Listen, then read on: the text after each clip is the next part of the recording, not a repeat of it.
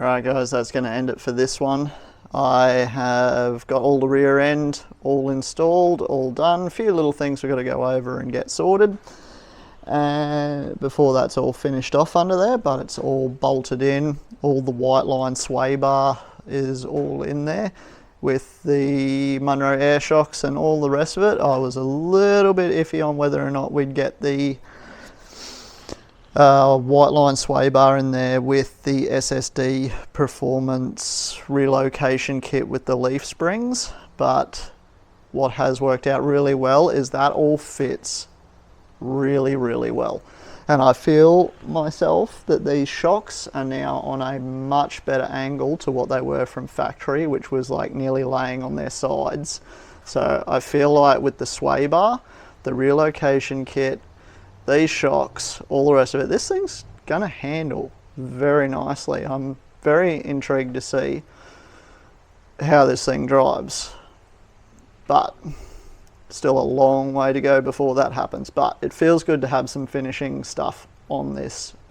So with all the diff painted, all the parts painted, also you would have seen I took a lot of these parts into the booth at work and flicked them with some paint.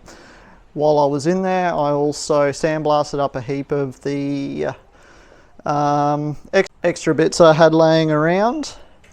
Sorry, I hit the wrong button. Instead of flipping the camera, I pushed the stop button. But technical difficulties. I have the wiper motor all painted. I have the wiper assembly all painted with the wiper arms painted. Accelerator pedal bracket, handbrake, glove box, door bracket. There's the brake pedal and some of the supports. We got the K-frame all sorted with the torque rods, or whatever you want to call those things. There's a few different names for it. So the next step for this is going to be to get this off the hoist and move it over here, because I need to pull the doors back off it now that that's all finished. Get the doors off it, get all the interior prepped. So first things first, so I've got to finish off the firewall fabrication and the cowl panel fabrication, get all the rust repaired, get all the inside the cowl treated, painted and sealed up, then weld the top of the cowl panel back on and everything. So a lot of fabrication to go in the front end, and then once that cowl firewall area is all finished, then I can actually move on to getting all the interior all painted. So that's finished and sealed.